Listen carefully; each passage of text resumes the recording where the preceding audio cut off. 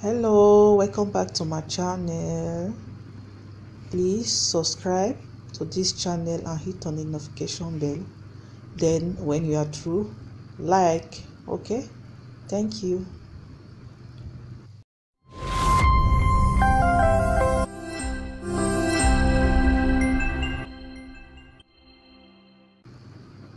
Le vilain caneton. Le vilain caneton.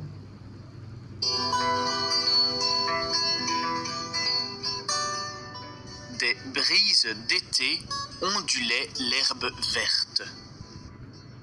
Le lac bleu étincelait.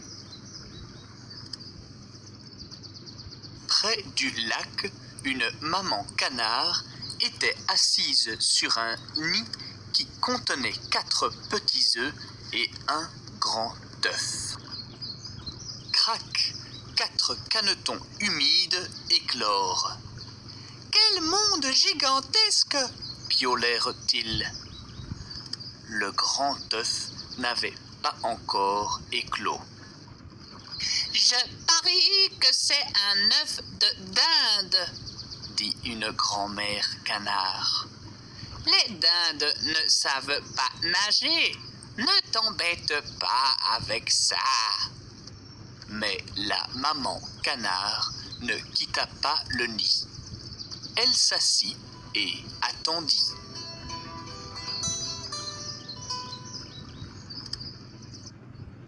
Finalement, le grand œuf s'ouvrit en craquant.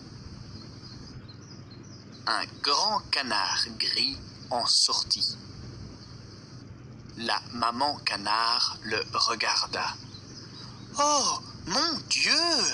dit-elle. « Tu n'es pas comme les autres. Peut-être es-tu une dinde. Voyons si tu peux nager. » La maman canard les emmena tous au lac. Elle glissa dans l'eau. Les canetons sautèrent dans l'eau aussi. Les canetons trempèrent leurs têtes et pagayèrent avec leurs pieds. Le grand caneton gris était capable de flotter comme un bateau et de pagayer comme un champion. « Aucune dinde ne peut nager comme cela, » dit la maman canard. Elle le regarda glisser sur l'eau. C'est son grand caneton gris, après tout.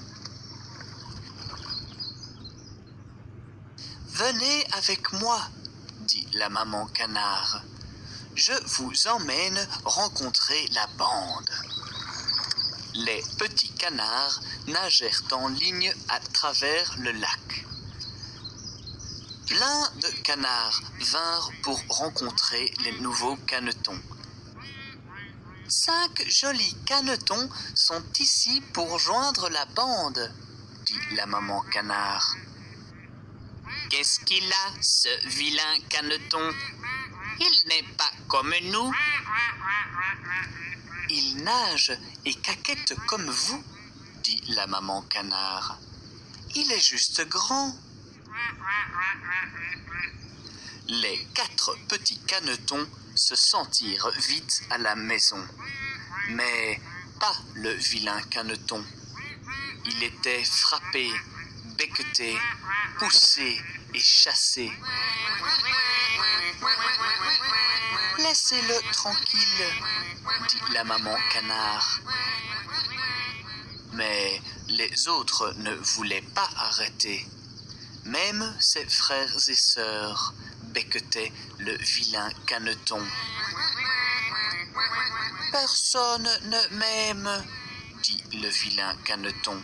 « Je ne me sens pas à ma place ici. Je m'en vais. Je vais trouver ma place dans ce monde. » Et il fit ainsi. Mais ce n'était pas facile.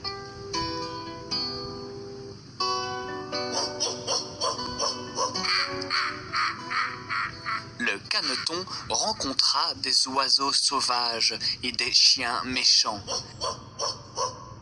Il resta avec une poule et un chat, mais il n'était à sa place nulle part. Il continua à bouger. L'automne arriva. Un jour, le vilain Caneton vit une bande d'oiseaux blancs. Ils planaient et tournaient dans le ciel. Le vilain Caneton n'avait jamais vu de tels oiseaux avant. Il les aimait bien. Il voulait que les oiseaux restent avec lui. Mais il volait vers le sud pour l'hiver. Les gracieux oiseaux agitaient leurs énormes ailes en s'en allant et laissèrent le vilain Caneton tout seul.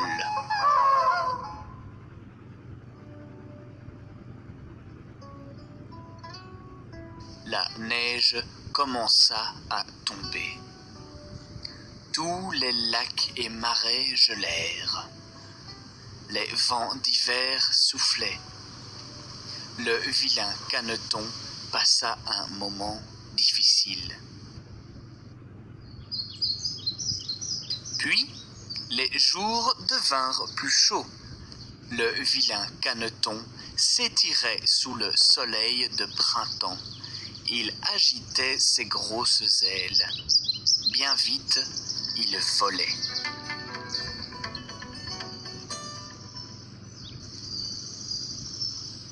Un jour, le vilain Caneton descendit dans un jardin et atterrit sur un lac.